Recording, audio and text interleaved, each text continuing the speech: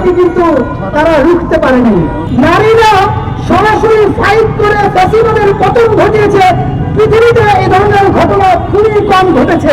2013 সালে যখন হেফাজতে ইসলামে সেই ক্র্যাকডাউন কিংবা গণহত্যা চালিয়েছিল, তারপরে দিন আমরা দেখেছি বিভিন্ন পত্রিকা কিন্তু তখন নিউজ করেছিল যে হেফাজতের লোকেরা তারা ছাত্র চত্বরে বিভিন্ন গাছ কেটেছে, ধ্বংস করেছে। কিন্তু সেখানে যে মানুষ মারা গিয়েছে সে আলাপ কিন্তু তাদের মধ্যে ছিল না।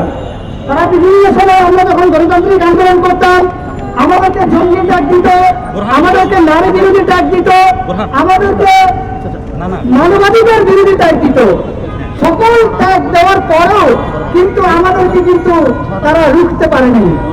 আমরা লাস্ট দেখতে পেলাম এখানে যে কাহিনী হয়েছে সেটা হচ্ছে শেখ হাসিনা, সে একজন খুনি। হাসিনার পরিচয় এর বাইরে কোনো পরিচয় নাই। এর বাইরে কোনো পরিচয় নিয়ে যখন যে আসতে চাইবে জাগ্রত বিনয় সহ সারা বাংলাদেশের সকল ছাত্র জনতা একসাথে তাদেরকে কিন্তু প্রতিহত করবে ইনশাআল্লাহ। আমরা স্পষ্ট ভাষায় বলে দিতে চাই, আমরা গত কয়েকদিন ধরে আওয়ামী লীগের একটি ক্যাম্পেইন দেখতে পাচ্ছি।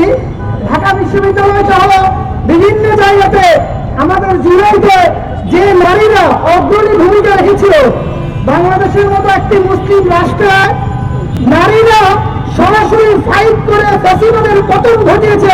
পৃথিবীতে এই ধরনের ঘটনা খুবই কম ঘটেছে। যেখানে নারীরা কাঁধে লাশ নিয়েছে, যেখানে নারীরা নিজেরা সরাসরি ফাইট করেছে, যেখানে নারীরা সরাসরি শহীদ হয়েছে, সেই আন্দোলনের নারীদেরকে বিতর্কিত করার জন্য সেই নারীদের ছবি বিভিন্ন ওয়েবসাইটে কিন্তু আওয়ামী লীগের নেতাকর্মীরা কিন্তু বিদেশ থেকে ছড়িয়ে দিচ্ছে, আমরা এটা দেখতে পাচ্ছি। কিন্তু সরকারের পক্ষ থেকে এখন পর্যন্ত কোনো স্টেপ কিন্তু আমরা নিতে দেখি নাই। আমরা সরকারকে স্পষ্ট ভাষায় বলে দিতে চাই, আমাদের জুলাই আন্দোলনে যে সকল নারীরা অবদান রেখেছে, যে সকল নারীরা আন্দোলন করেছে, তাদের প্রোটেকশন দেওয়া এই সরকারের অন্যতম জরুরি কর্তব্য। আমরা দেখতে পাই বিভিন্ন সময় এই আন্দোলনকে বিতর্কিত করার জন্য অপসাংবাদিকতা করা হয়। আমরা আগস্টের 3 তারিখে দেখেছি সাংবাদিকের নামে বিভিন্ন খুনিরা তারা শেখ হাসিনাকে গিয়ে বলেছে ছাত্রীদের মেরে সাফ করে দেন, এদেরকে আগামী 24 ঘন্টা তারা যদি এভাবে মারতে থাকেন দেখবেন আন্দোলন বন্ধ হয়ে যাবে।